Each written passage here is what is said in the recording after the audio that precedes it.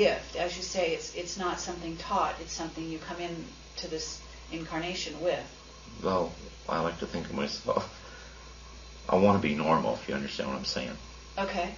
Well, from, I know what you're saying. Externally you appear like a normal person, and you've certainly held some very normal types of jobs, in addition to what you did, right? But you're also ultra normal, or you actually have used some of the parts of humanity that are good parts that are not used by the average man. Is that right? Well, I hope so. Okay, so that's a beautiful thing, and we're really happy to meet someone in person who's been doing this. Well, with me, I think the one thing. Let me see if I can say this and get it through real quick. When I was young, I played with children that other people couldn't see. To me, this was perfectly normal. And I knew about the imaginary friends and things of this sort, but this was different. And it was perfectly normal. They had even helped me with my homework. And this was perfectly normal. Now, no one else could see these people. And, of course, I couldn't understand that. But, of course, they would tell me, they haven't been selected. They can't see us. Sure. Because I was trying to tell other people that were there. The one thing I could not do is that in being normal, I thought other people had these same experiences.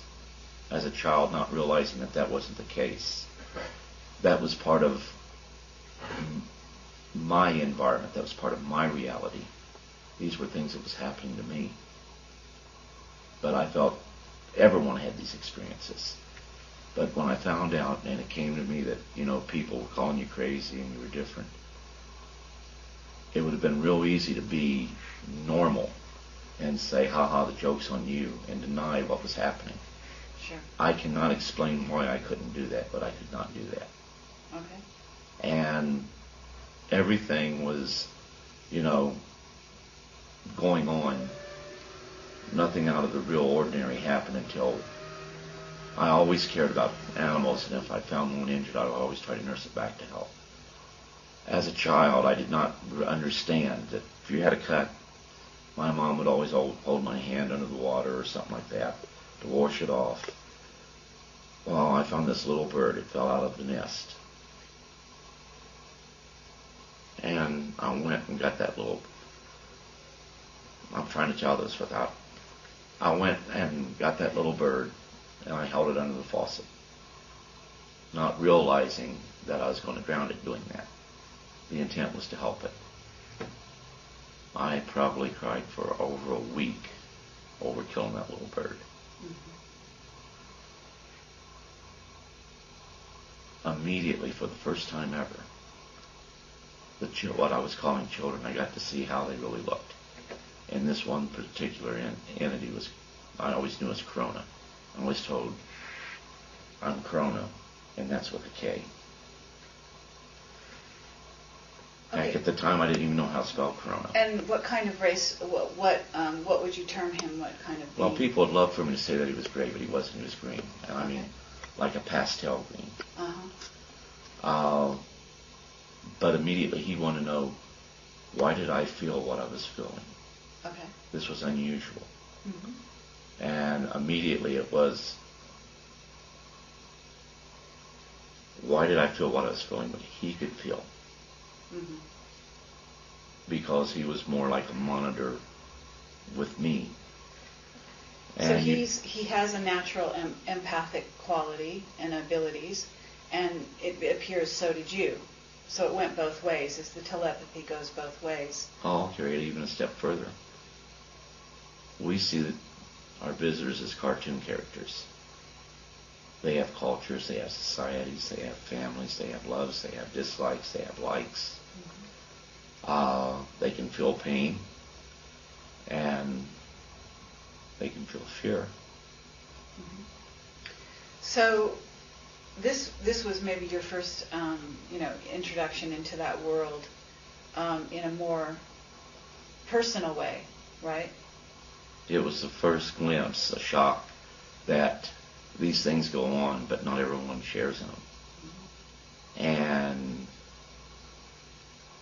so you never felt so alone. I can remember breaking down and crying, begging my mom and dad to take me to see a doctor because I knew the doctor could make the monsters go away.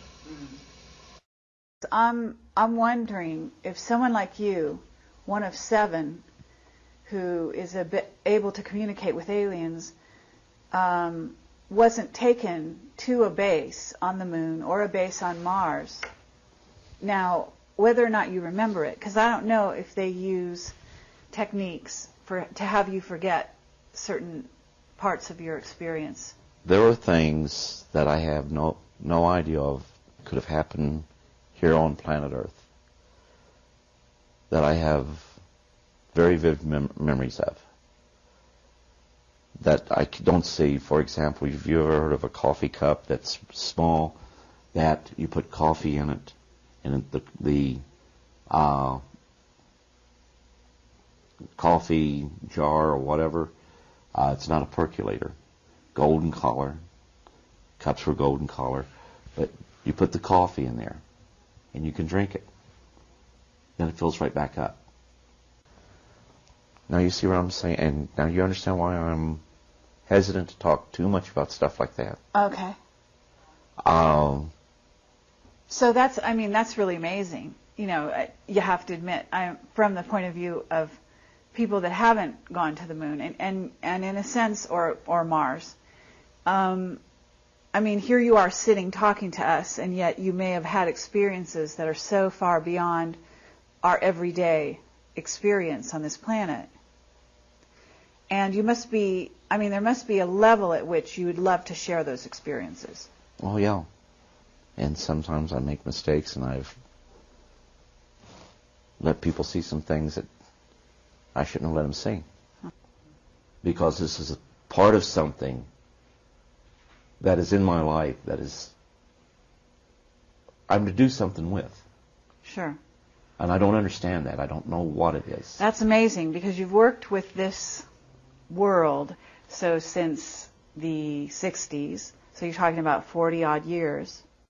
And you're still wondering, what it is it's all about for you in terms of your destiny, in terms of what it is you're here to do in the future, I guess.